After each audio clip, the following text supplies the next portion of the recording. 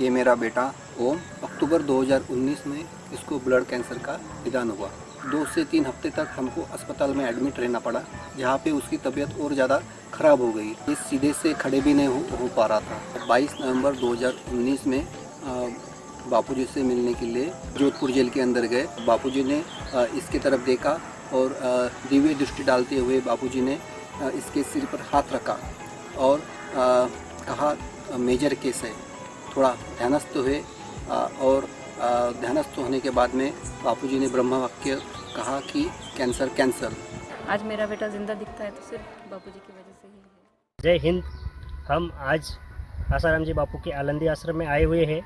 अब उनके भक्तों से हम जानेंगे उनका अनुभव और अब तक बापूजी को बेल क्यों नहीं मिल रही है। आपका शुभ नाम? हरिओम। मेरा नाम विक्रांत खालिनकर है। आपको दीक्षा लेके कितने साल हो गए? 2009 में लिया था, 10 साल हो गए। 10 साल से। और कहाँ से आए हो अभी आप? हड़पसर पुणे। और आपका क्या अनुभव है? अनुभव तो बहुत सारे हैं, हर दिन अनुभव आते हैं। ऐसा लगता है कि बापू हर क्षण अपने साथ रहते हैं। जब भी कभी भी मुसीबत आती है, थोड़ा सा याद कर ले, बापू जी हमेशा साथ रहते हैं और हर मुश्किल से बाहर निकालते हैं। चाहिए आपके बच्चे ने भी दीक्षा ली है? बच्चे ने दीक्षा नहीं ली है, लेकिन इस बच्चे का अनुभव तो अभी ऋषि प्रसाद में आया है। क्या अनुभव है? ये मेरा बेटा ओम, इसकी आयु 7.5 साल है।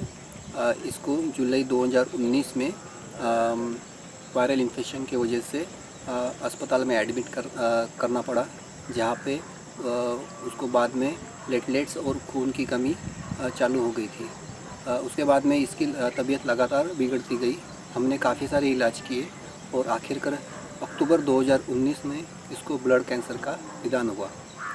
उसके बाद में 2 से 3 हफ्ते तक हमको अस्पताल में एडमिट रहना पड़ा, जहाँ पे इसको केमोथेरेपी वगैरह सब एलोपैथिक ट्रीटमेंट ना करते हुए भी चालू रखना पड़ा, जहाँ पे उसकी तबीयत और ज़्यादा ख़राब हो गई। ये सीधे से खड़े भी नहीं हो पा रहा था। हमने ऐसा सोचा कि अभी इसको घर पे ही रहने दे, इसका इलाज नहीं करें। फिर हमने सोचा कि हम गुरुदेव से मिलने जाए और उनका आशीर्वाद अगर मिलता है तो बहुत ही अच्छा होगा। हम 22 नवंबर 2019 में बापूजी से मिलने के लिए जोधपुर जेल के अंदर गए, जहाँ पे हमको बापूजी और जेल प्रशासन की ओर से आज्ञा मिलने के बाद में हमारे बापूजी से दर्शन हुए। बापूजी से हमने सब बातें निवेदित की और फिर बापूजी ने इसके तरफ देखा और दिव्य दृष्टि डालते हुए बापूजी ने इसके सिर पर हाथ रखा और कहा मेजर केस है।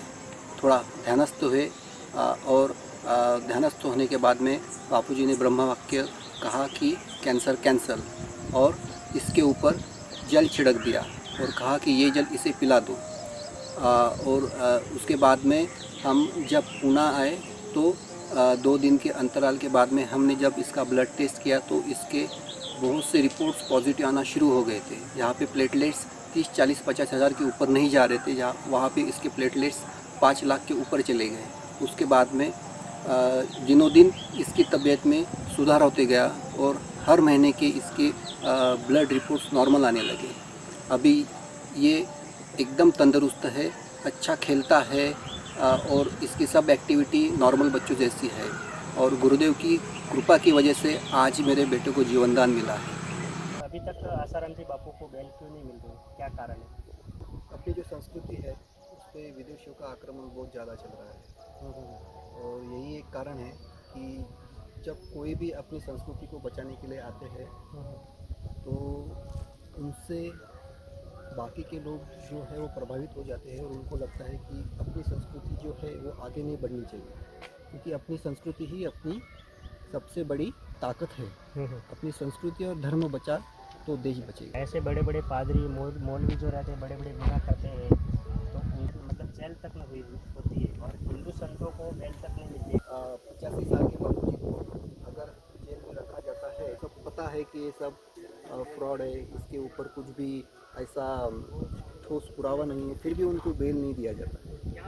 तो ये एक टाइप का थोड़ा सा अलग सा लगता है कि ऐसा क्यों हो रहा है। अच्छा, मन में सवाल तो हमेशा आता है कि ऐसा क्यों हो रहा है। तो भक्त काफ़ी निराश भी है इससे कि एक तरफ षड्यंत्र हिंदू धर्म और संतों के ऊपर हो रहा है। हाँ जी, ज़रूर।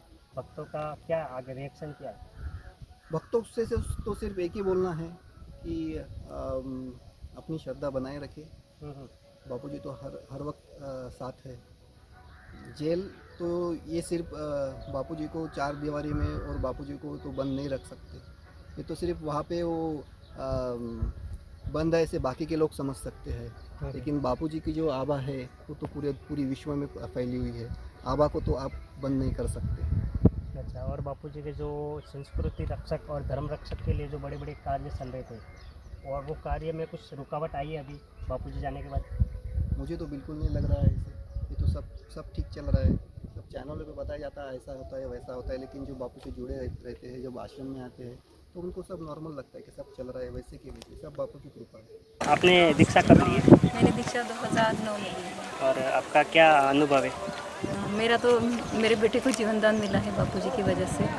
और मतलब आज मेरा बेटा जिंदा दिखता है तो सिर्फ बापूजी की वजह से ही है।